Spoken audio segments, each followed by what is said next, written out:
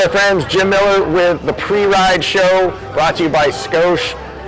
Here in the heart of the expo, BWR, Lawrence, Kansas.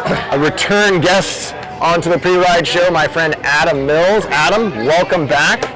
What's going on? So I got to set the scene a little bit better. Prodigal son returns to Lawrence, Kansas. You were raised here, went to school here, and now we have got this big old bike race right back here in your community. That's got to feel pretty cool. Yeah, actually it does. It gives me an excuse to come home. I've been involved in the Lawrence community for years before I was able to leave and go to wonderful San Diego, where I met everyone here and there, and now I'm home. So, we're in the heart of gravel racing here in the United States. For better or for worse, this is where a lot of it really got kicked off. What is special and unique about this area, and why does it lend itself so well to what we're doing here?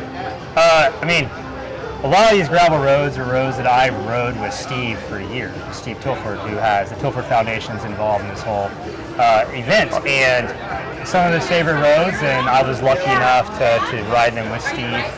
And they're like never-ending hills. We're in peak foliage in the fall, so we just rode it a little while ago, and everything's like golds and reds and greens and this wonderful things. Now, my understanding too is that the gravel itself between here and Emporia, where Unbound is a little different. Totally different. What's the difference? How can it be different? We're only a few hundred miles away. What's different about it? So Emporia is primarily flint rock because you're in the Flint Hills, so that's the rock they're getting for the gravel, and Flint rock tends to cut tires. Okay.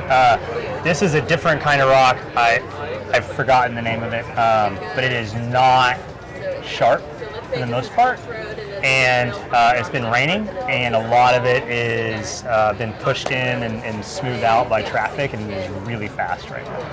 What can the riders who are doing the Waffle course expect tomorrow? I know you know the area, you've probably seen the route, or maybe even ridden a lot of it. What are the features? What are the things they're going to be amazed by the most out there?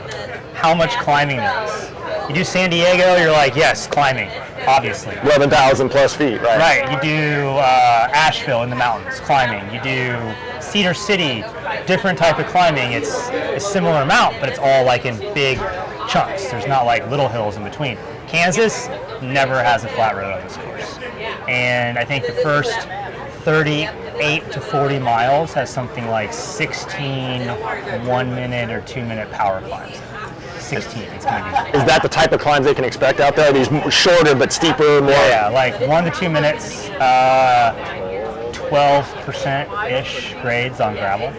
So it's going to be like stand up, like VO2 max type, like a lot of hard efforts. So that's exciting. There's no way to make tomorrow easy, I guess. There's no way.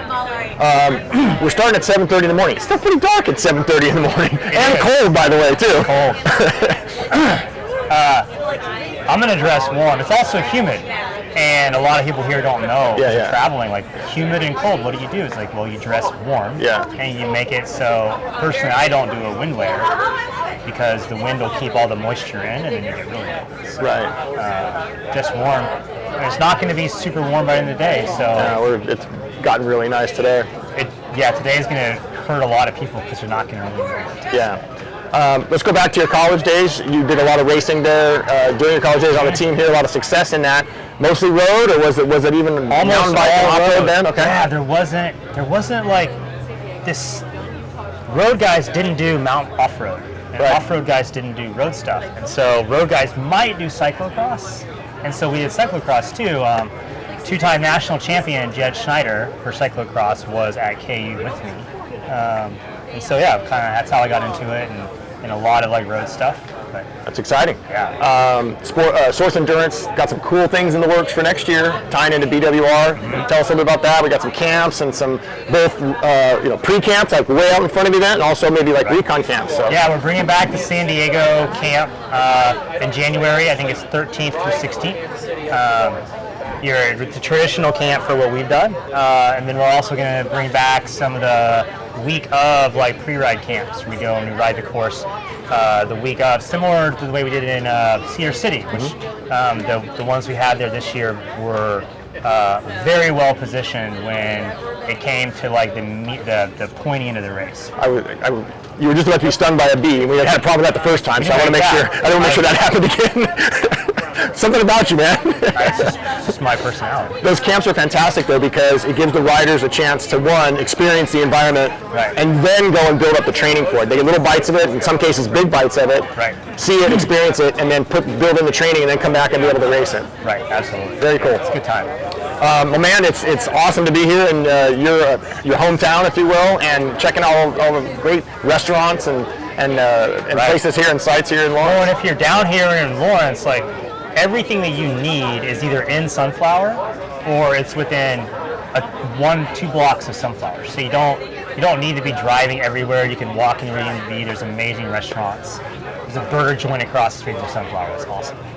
Lots going on. So, We're glad you sat down with us for a few minutes, Matt. What are you riding tomorrow? You doing the full thing? doing the full thing. All right, good. Want to check in with you after and see how you did? All right. Cool. My man Adam Mills here with us on the Pre-Ride Show. Thanks for tuning in, presented by Scotia. And we are super excited. We hope you are able to follow us on YouTube and also click the little bell so you get notifications of all the new episodes that drop while we're here. Thanks for tuning in.